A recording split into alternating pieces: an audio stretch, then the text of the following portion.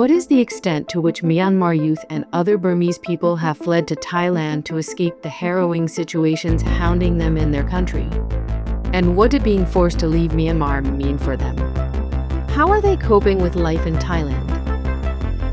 Thank you, Tess, for giving me the opportunity to talk and represent the voice of many voiceless individuals residing in both Thailand and Myanmar. I am currently working as a research fellow in Chiang Mai University, and I also used to work on many research and traditional works on the diaspora studies, especially diasporas living in Thailand and their activism as well.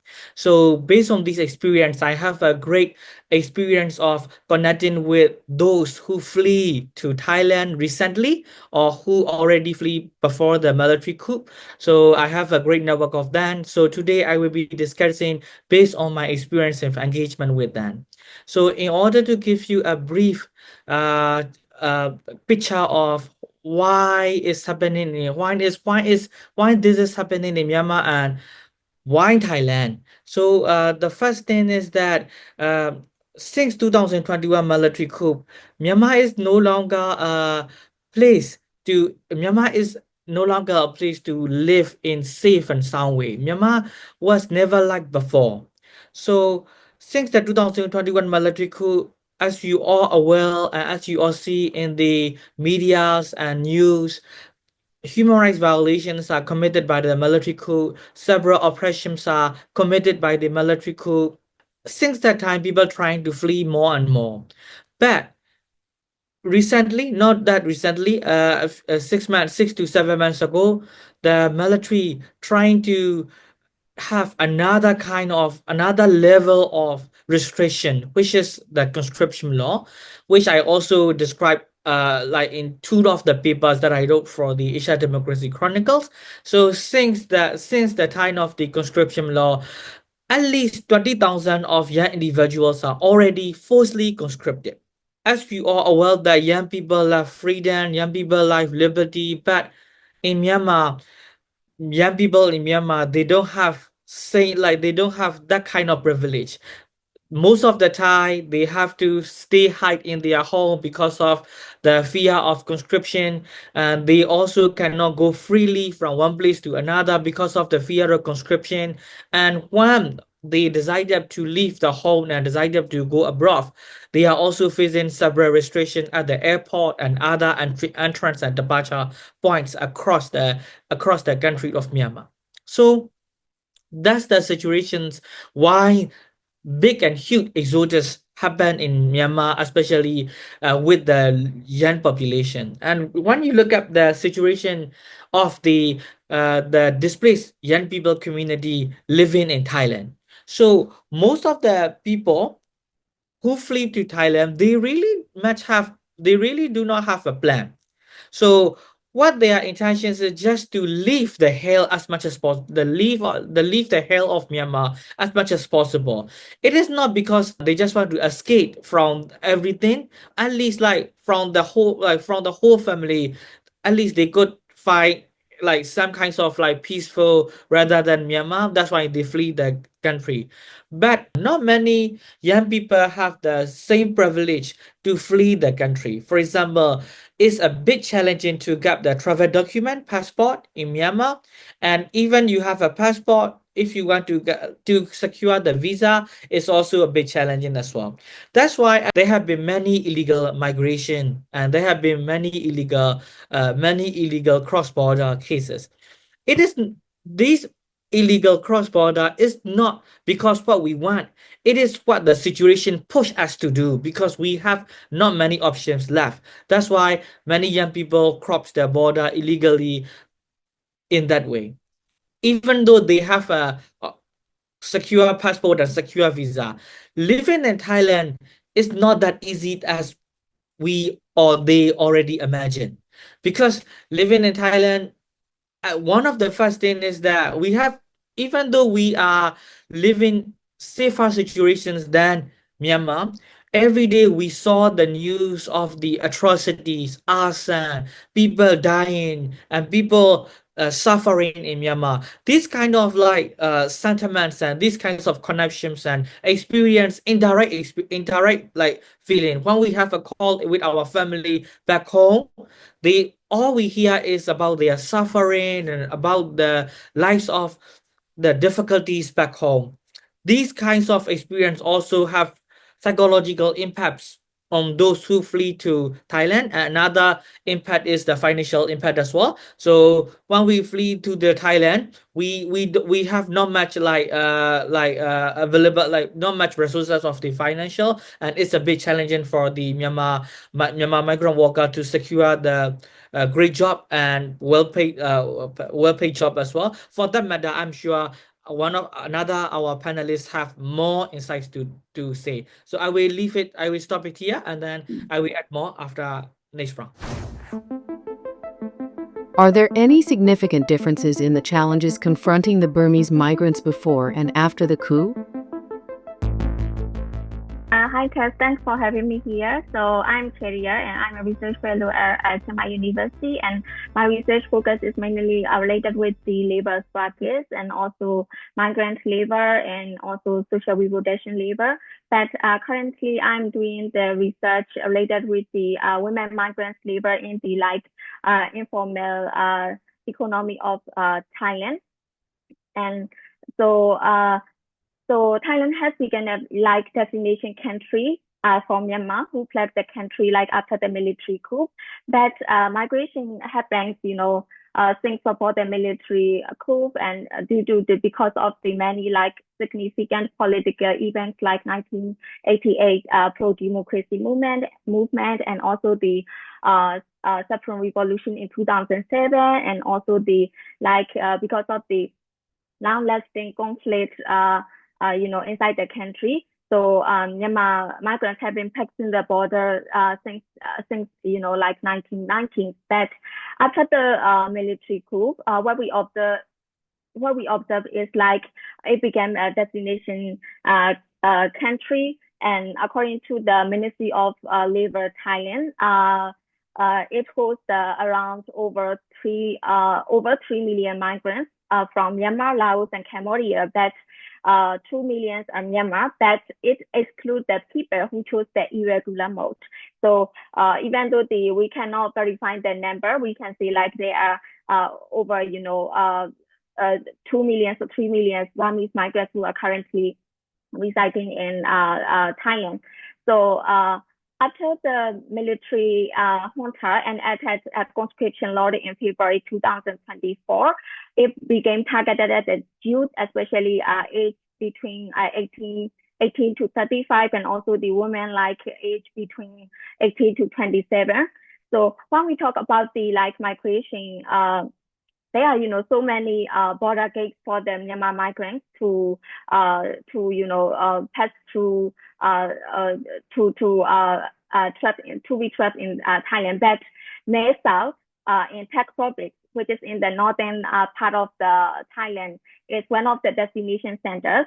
It is also due to the easy pass from Myawaddy through the Friendship Bridge, and these people who migrate to South Thailand include human rights defenders, political activists, and also the CDMers who are students, and also the teachers, and also the people who seek for the economic opportunities. But this kind of large exodus will continue because due to the political and economic instability inside Myanmar. So when we talk about the migration, there are some people who choose the legal regular mode, and also the people who have to migrate with the illegally. So these Myanmar migrants, they are employed in the labor intensive industries scholar mentioned 3D jobs which are very dangerous, demeaning, and also the dirty jobs who are in the agriculture sector, garment sector, and also food processing or construction sectors or things like that. So these are migrants who are employed in this industry are really subjected to like exploitation, such as like, unmet minimum wage, prolonged working hours, verbal abuse and sexual abuse at the workplace, and also sometimes the harassment by the Thai police as well. Also, these undocumented workers, they are employed in like Thai informal labor market as well. So because of their documentation status, they cannot meet the Thailand minimum wage policy, even though Thai minimum wage policy stated that workers have to be paid at 345 Thai baht per day.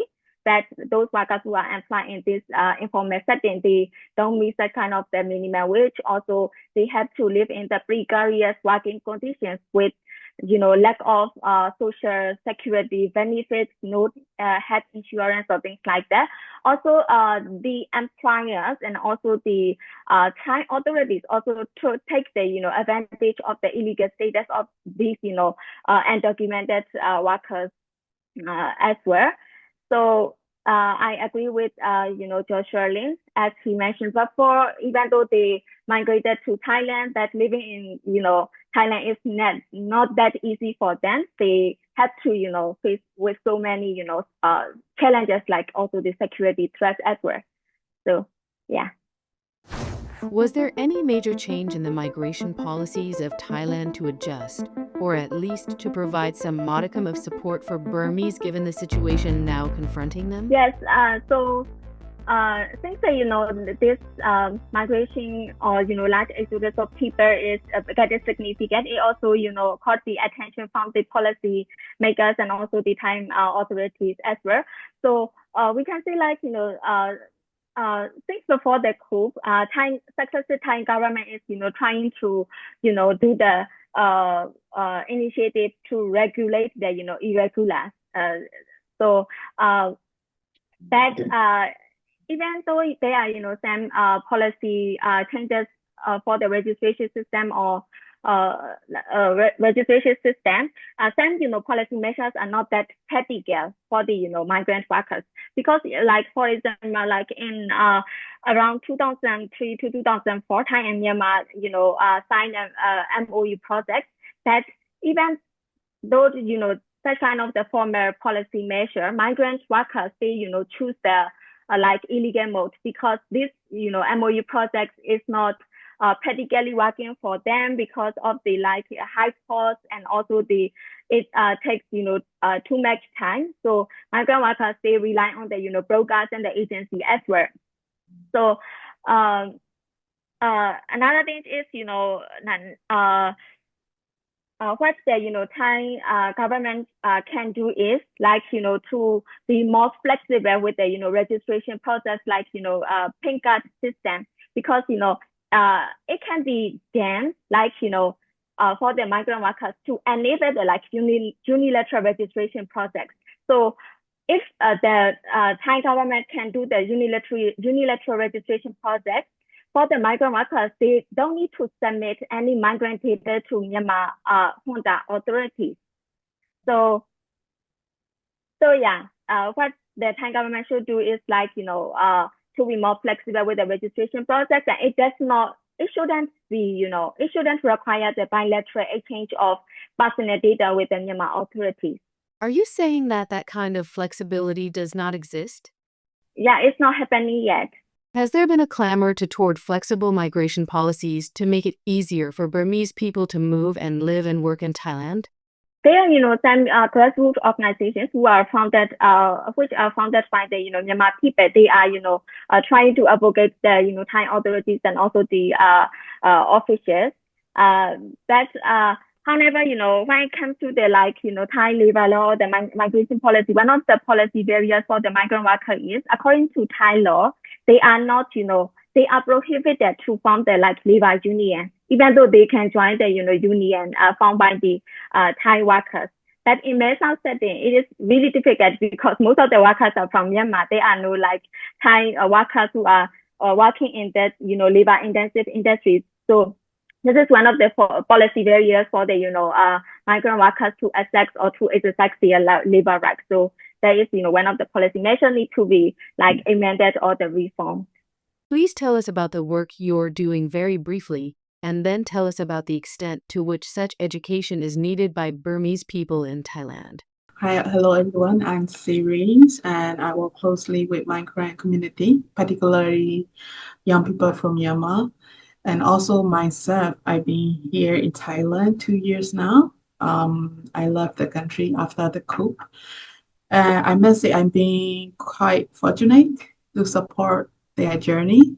Um, also support their journey in accessing education and also finding way to adapt their life in Thailand, especially like new country, new language, new environment.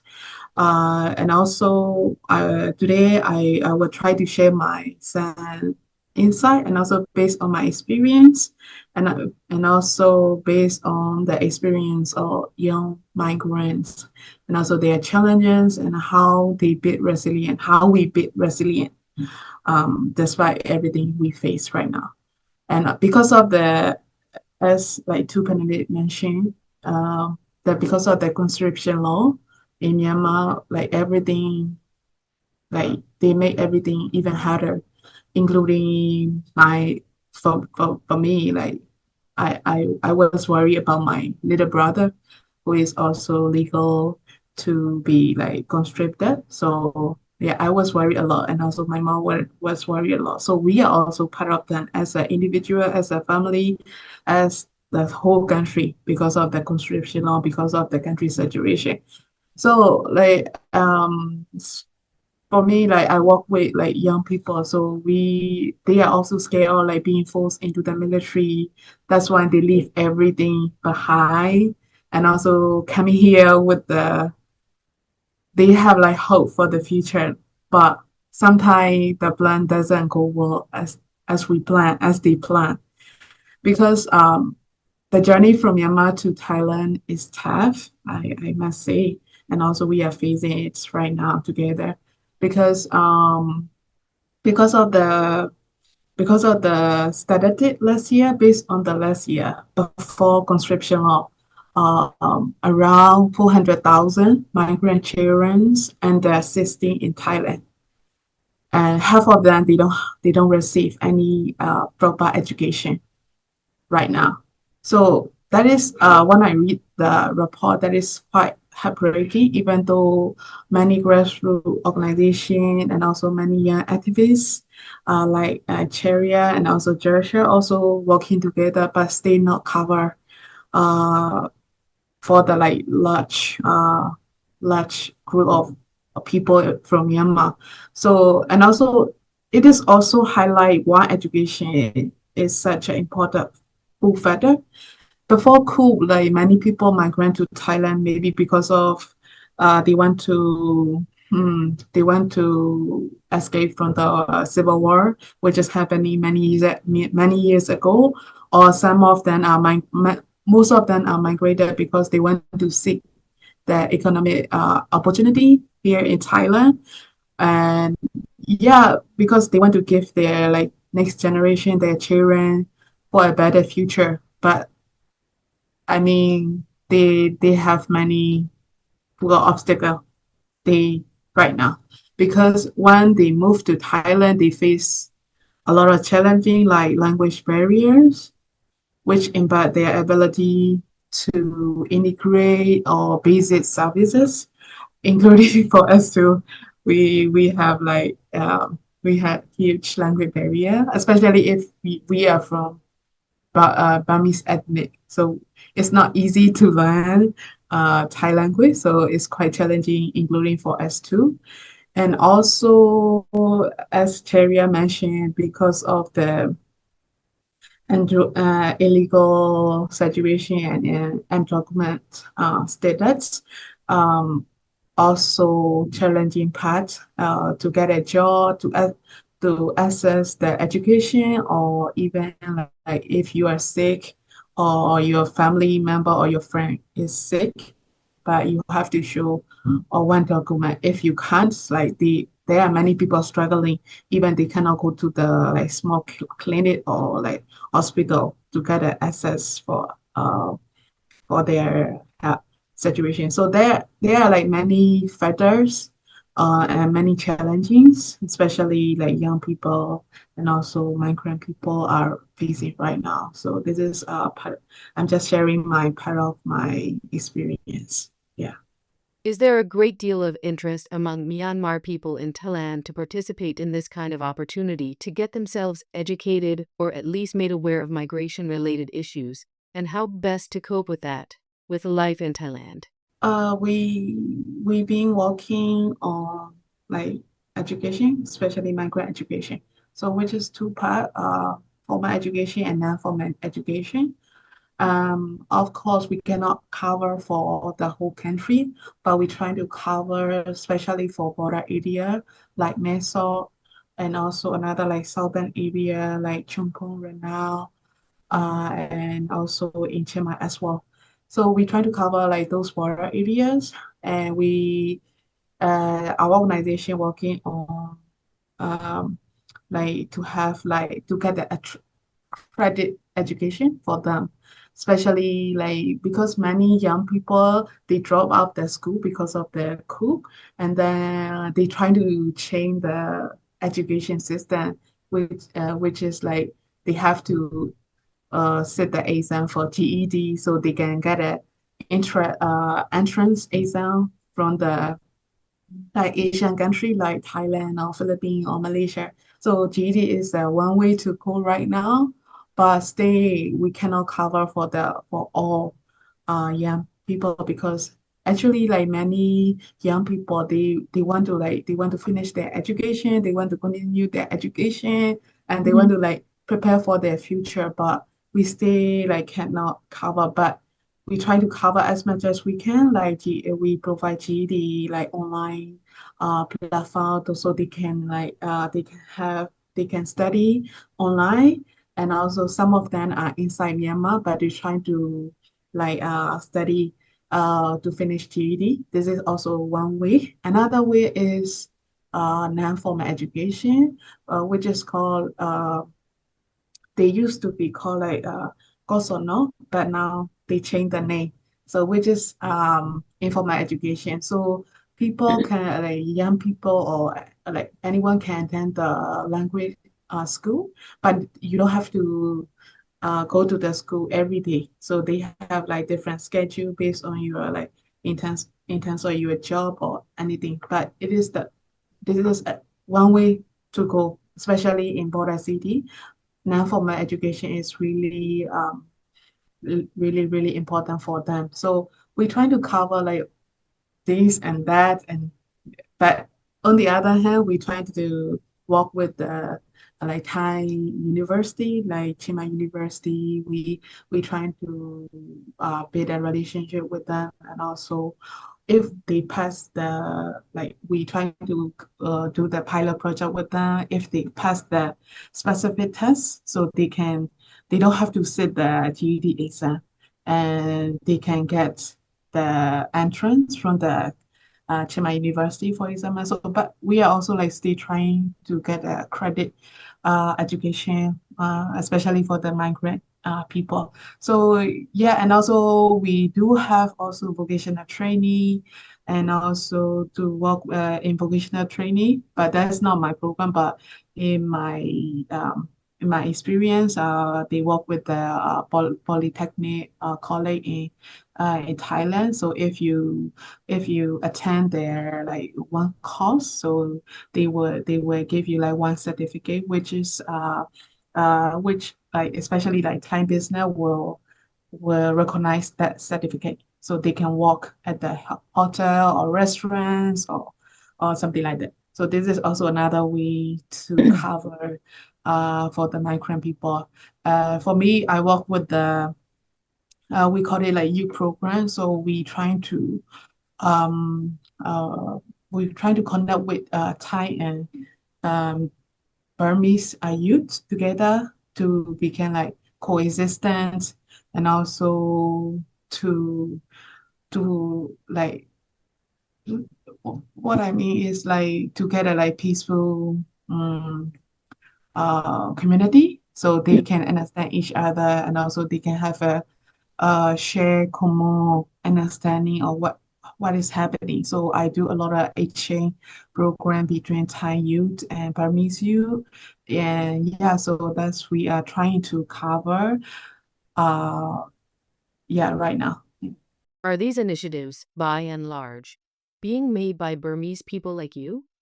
Or are there efforts from the private sector or maybe even from some public institutions in Thailand toward the same objectives to help Myanmar people adjust to life in Thailand and find better opportunities, achieve their goals of starting fresh? Yeah, based on my experience, like of course, I'm working on full time in my organization, but I do also volunteering for a small group in Mesa and also other area as well. So based on my experience, I'm not like representing my organization, but based on my experience, there are small but not a lot. Some group like they are Thai activists who is working on Thai Myanmar issue for many years. Like I know one people, she's working for this kind of issue for more than 10 years. Even she bring voice to the parliament members and everything, but it's stay small. But I'm grateful for that. Many some of the Thai activists are also collaborating with Burmese activists, and also they working on the ground.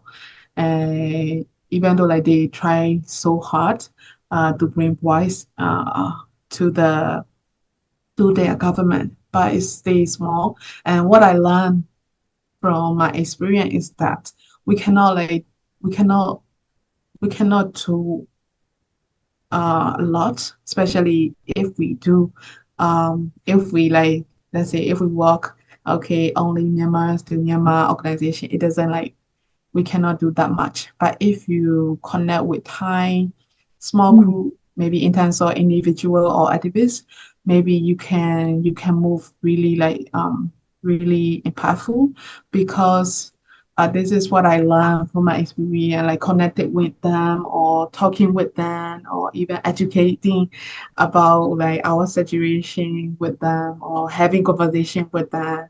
Even it is small, but like it impact a lot and they can understand you more and also they can do or we can do together in the near future. So so in my free time, so I try to connect with more Thai group and more Thai activists right now. For Myanmar, in relation to migration and other issues, what kinds of initiatives are you seeing from where you stand, or is there area of support, solidarity from other parts of the region, meaning Asia or Southeast Asia, or beyond Asia, for example? And what do you want to see happen? So I can also see that in regarding with the Myanmar diasporas and Myanmar migrant situations in Myanmar, we can also see some kinds of support and solidarity from the other other non-Burmese communities as well, but not much from the private sector, but mostly from the Thai grassroots organizations and Thai CSOs and Thai activists as well. So many, based on my experience of engagement with the Thai activists and Thai CSO, they are also closely working with the grassroots Myanmar community to advocate the Thai government to be more flexible on the migration policy, labor law, and other matters as well. So at the Southeast Asia level, as we all are aware, that MICT alliance is some like visible evidence that we can see as evidence of like coordinating for the to support the people of Myanmar and also diasporas and migrants in Myanmar. But what I want to highlight here is that we still also experience the challenges living in Thailand, even though the Thai activists and Thai CSO, some numbers of them are like supporting and helping us. one of the issues that we have been Myanmar community have been facing is about the following the law and abiding the law is regarding with the illegal migration as well. We all are very aware. Myanmar people are very aware that Burmese people are very aware that when we live and move to Thailand, we definitely need to abide the laws and legal implications of Thailand. That's practical. That's realistic. But from the side of Myanmar people, even to meet these kind of legal requirements, we have several challenges. For example, to receive the legal document, I am sure Macharia already mentions that we face several challenges to have the legal status. Without legal status, we cannot work. When we work, we face exploitation. Without legal status, it's been very challenging for us to rent the house. So like without legal status, when we rent the house, we have to pay overprice. Some kinds of challenges have been associated with the illegal status that we do not choose to become. And one of the things that I also would like to highlight about the migrant education is that we Myanmar community and Burmese communities in Thailand are also trying to be in line and to fit with the Thai community. That's why one of the component of the migrant education is about to make aware of the migrants with the Thai law, Thai custom, Thai traditions, Thai language, Thai culture, and also the vocational training in line and relevant to the Thai context as well.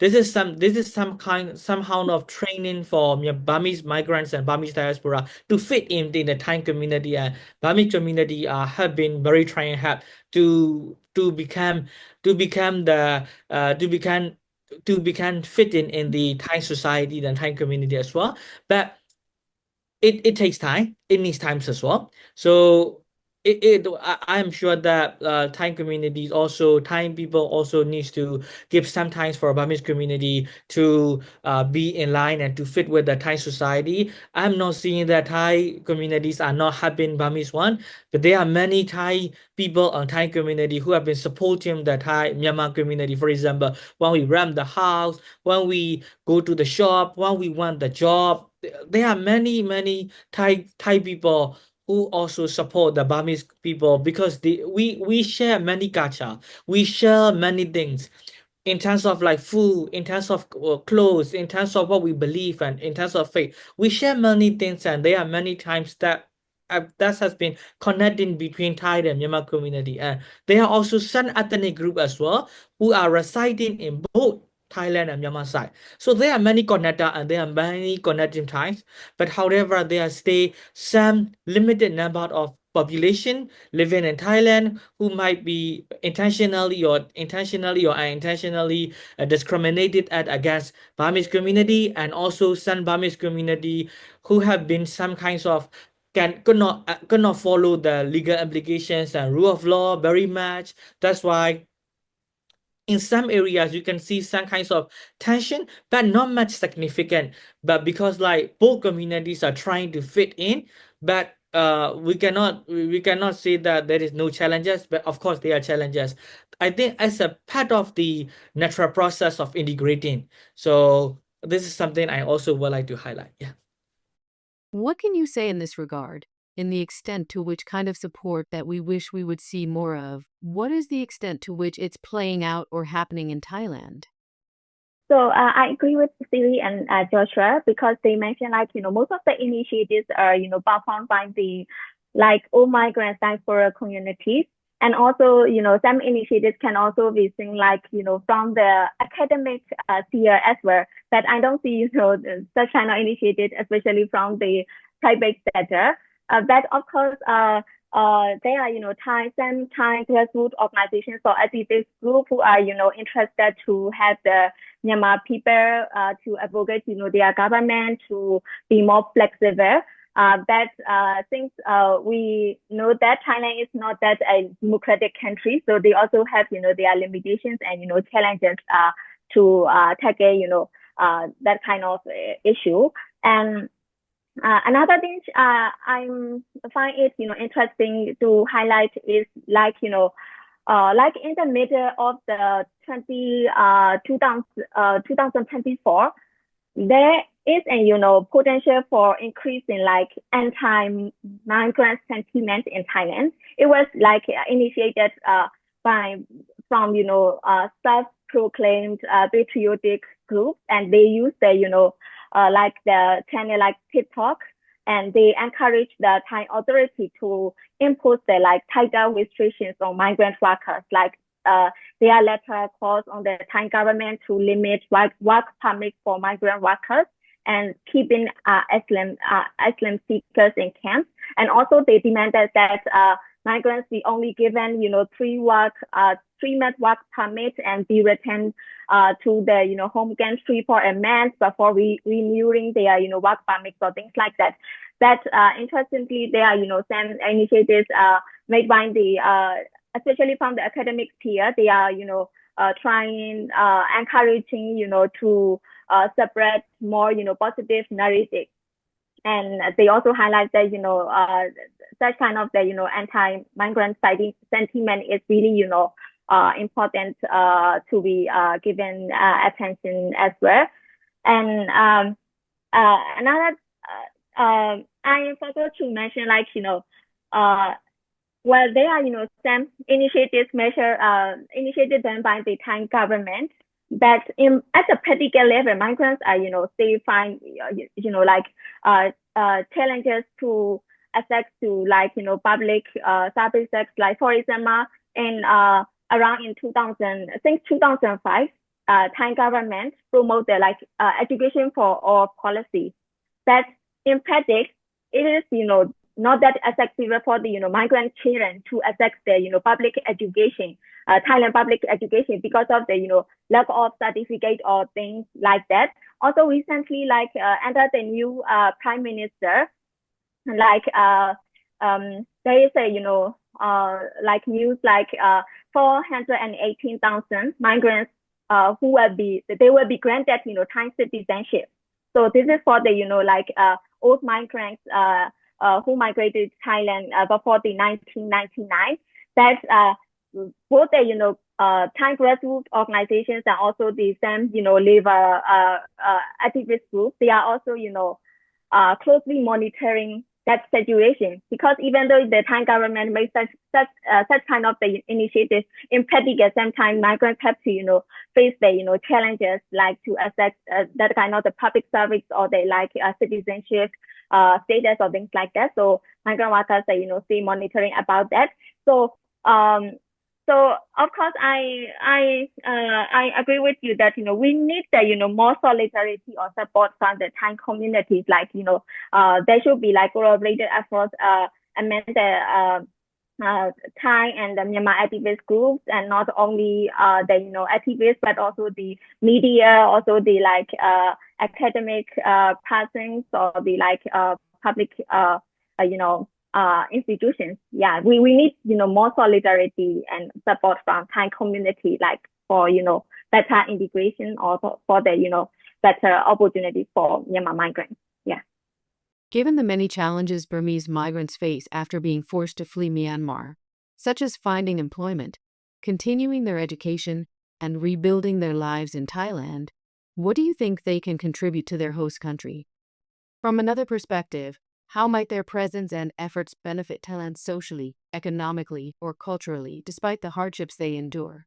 To respond to your question, as I mentioned before, these migrants, they are employed in the like very labor-intensive industries, which Thai nationals don't want to work. So we can say like these migrants are contributing to the Thailand economy or Thailand GDP. So even though we mention like these are the informal workers, that their labor they are contributing. It's their labor is they contributing to the like capital accumulation of the Thailand. So yeah, this is a response from my side. Okay. So what I believe is that Myanmar diaspora community, especially Myanmar migrants community, bring to Thailand is the labor. Labor is the main thing that they bring us. They bring to Myanmar community, bring to Thailand. It's not one we talk about the Myanmar diaspora. People like in Thailand, they only see as the labor intensive labor, But actually, there are also, especially after the military coup, there are also many migrants or many diaspora who have the high skills and also more like with the with the educated community also migrated. This is something that we also need to pay attention to. Of course, prior to the before the 2022 military coup, most of the migrants might be labor intensive for seeking for the jobs. But after the military coup, no, like we can see non-labor intensive labor forces are also migrating as well. So based on my experience, they like, especially in Myanmar, as we are aware that after 2011 until 2020, we have a lot of like education. We had a lot of education opportunities and investment in education. We can also see some kinds of outcomes of that education and development. That's why we have a lot of like educated community and technological friendly people, very high tech person and very high skill labor as well. And also there are many Burmese community who graduated at the top level university.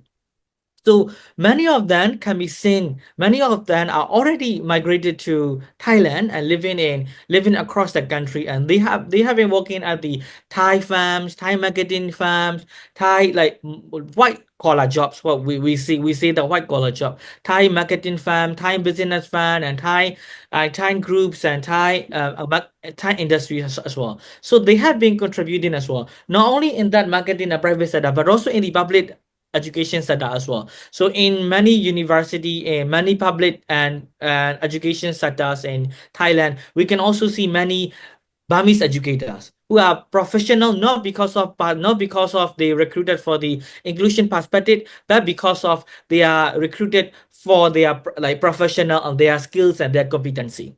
So that's why I can see that Burmese diaspora community living in Thailand, they have been contributing a lot to the economy and development of the Thailand. We cannot have the specific data for sure, but what we can say is that we can see some kinds of pattern and trend of contributing and contributing somehow. Yeah. Like as Macharia and Joshua mentioned about they contribute especially for economic, and also we also contribute their consumer base also. We provide service, and also we also demand for the good, and so this is also one of them. And also Joshua mentioned about we contribute skill and knowledge, which is also part of their contribution. So I want to add and I want to highlight, because when we say like migrant people, like but they invest a lot of time, energy, and also skill in building also what we are right now. So we are in Thailand, so we invest all our time, energy, and also skill in building in Thailand. So this is I want to highlight, and also they have to recognize by these contribution, so we can create environment where migrants can live, and also they can continue positively, to the society where we are right now. So I want to highlight that point. Yeah, thank you. Given the ongoing political crisis, what do you foresee in the coming months in terms of migration patterns? Where do you think this continued exodus leaves Myanmar? And looking ahead, what realistic hopes or measures might help reverse this trend and encourage people to stay or eventually return, beyond just halting the enforcement of conscription? But like in terms of opportunities, what we can see is that one thing is that this is definitely more like flow of the human resources, which could be very beneficial to the economy and development of Myanmar, already flow to Thailand. But what we see is that when they are flowing, they are not that much scattering. So what I see is that this community in Thailand, a professional or labor group or the CSO group or activist group, they also connect again in Thailand or in other places as well, based on because we have a very strong ties with Burmese, and we Burmese community in Thailand, normally we have organizing meeting and go out and eat dinner, cook together, fundraising together, advocacy together. We have been connecting each other. This is an opportunity to connect and to think and to brainstorm as well, to brainstorm how we can do for the country of Myanmar. So not like, even though millions of people, at least a million of people residing in Thailand, they don't they don't only thinking about Thailand, they also thinking about how they can contribute back to Myanmar and how they can return to Myanmar. They have been trying to find the solution. And also another kind of like good advantages is the social cohesion as well. So Myanmar is already divided. When the diaspora community has been found in Thailand, Malaysia, Indonesia, United Kingdom, and United States, they have been under the category of the diaspora living in Thailand, diaspora living in the United States. They have new identity. Under the new identity, they have been united again, and they have been working together again, and they have been connected again. I think this is a advantage or opportunity to reconnect as well. From that advantage, we can actually use that advantage as a leverage and as an opportunity to work more and contribute more for the development of Myanmar. And when the time comes, when the time that we can return home, we will be going back with the more united and more unity forces. From my perspective, it's like, the exodus will continue because due to the, economic and human security situation in Myanmar is, getting worse day to day. Not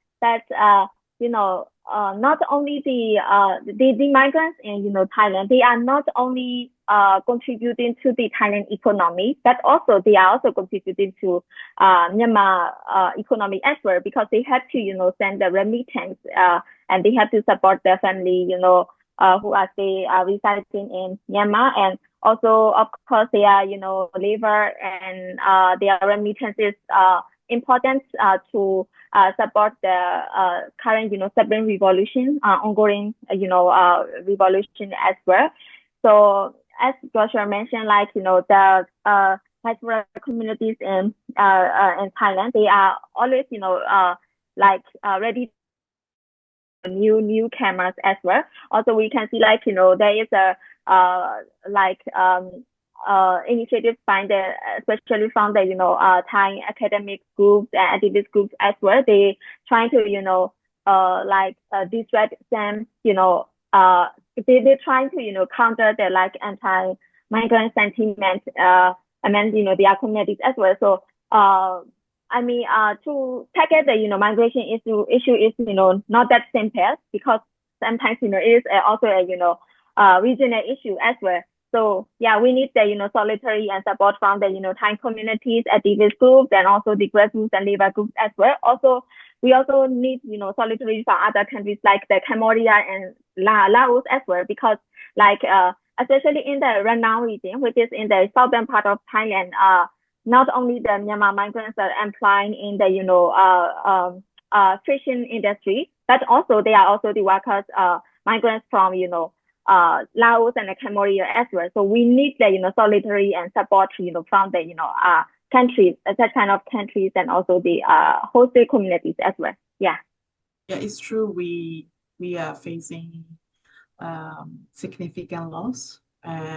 Because of in terms of the political, economic, and social crisis. But I just want to add and also highlight the in the positive way, because I want to highlight the resilience of Myanmar people, Burmese people, because the resilience you can see right now by the people of Burmese. So it is something we need to mention, because we've been struggling many things, and also now also, but we never give up. So because we, even for us as an individual, we stay hopeful. Okay, if we can go home in the future, what we can bring to them in terms of education, in terms of knowledge, in terms of experience, in terms of everything. So So I just want to highlight how Burmese people are like coping and also resisting in this time, and also we want to bring that one when we got a chance to the home country, and also we want to be part of uh, uh, when we rebuild our country, and also we want to use our experience while we are in abroad, or like in wherever we are right now. So we want to part of that. So I just want that. Yeah. Amid all the challenges Myanmar is facing, including the large-scale migration of its people to countries like Thailand, what is your personal vision for the future of your country? You mentioned that returning to Myanmar is your ultimate goal. Given the current situation, how do you see that vision unfolding in the weeks, months, or even years to come? So to respond you briefly, yes, I'm sure I have the same. I also share the same feeling with my series that we also want to return to Myanmar at the end of the day. Because Thailand is not our home, United States is not our home. Like Myanmar, none other than Myanmar, none other than the country of Myanmar is our home. So we will go home for sure one day. So in terms of our hope for the future of Myanmar, we hope currently, as you can see the news of the Myanmar, we have very motivational news which can motivate you, because like many more and military has been collapsing more and more, military has been losing territories more and more, and some of the people lost their homes, but they are they are also ready to build a new home in the future of Myanmar. And also in terms of our intention and expectations is that in the future it will not be the same as before, but what we hope is to have the better one. I also personally hope for the better one. Amid like I as I mentioned before, the challenges make up closer more. Before that, before the military coup, like as you are aware that Myanmar community is quite diverse and quite dynamic. Not like Burmese community in Yangon or Mandalay do not know much about Karenni or Korean or Korea or Shan or Chen. But because of the conflicts and situations, we now feel close to these community. These are the good happen something out of the bad things. So I think in the future of Myanmar, we will have more trust, we will have more confidence on each other, we will be more connected for sure. And we will bring more experience and more expertise for the betterment of Myanmar for sure. But I don't know exactly when we can go back home. But what I can note is that everyone is prepared to return home. What we are doing in Thailand, what Masiri is doing in Thailand, and what Machiria is doing in Thailand is not for us to live longer in Myanmar, but because to live less and less in Thailand and go back to Myanmar as fast as possible. So as long as we have a will to return home, I'm sure we will be our way to home. So yeah.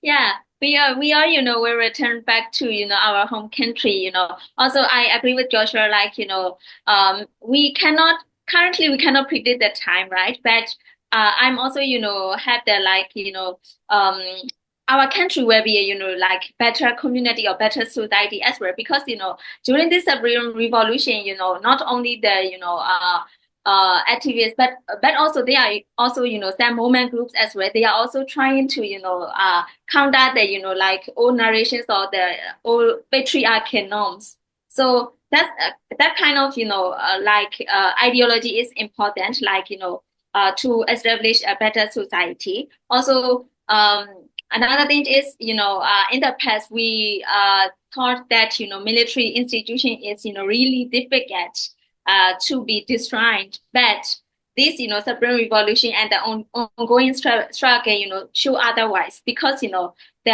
ethnic groups and also the, the people, the first forces are winning. And we got, more control of the, areas as well. Also, as Joshua mentioned, like, there is also change in the ideology as well. because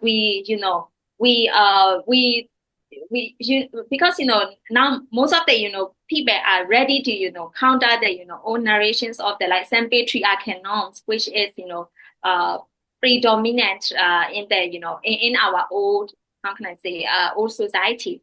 So yeah, I'm also hoping to have a like better society. It will not be like to say united. It might be different from different perspectives. But what I say is like to be a like better society. Yeah, I really hope for like we can create a place for all people who can live safely without fear anymore. And also we can also equal society, and also I wish everyone can access to education, like basic access like education, healthcare assistance, and also opportunity for us. I really hopeful for that in the I wish in the near future. So that's why we are also working on right now.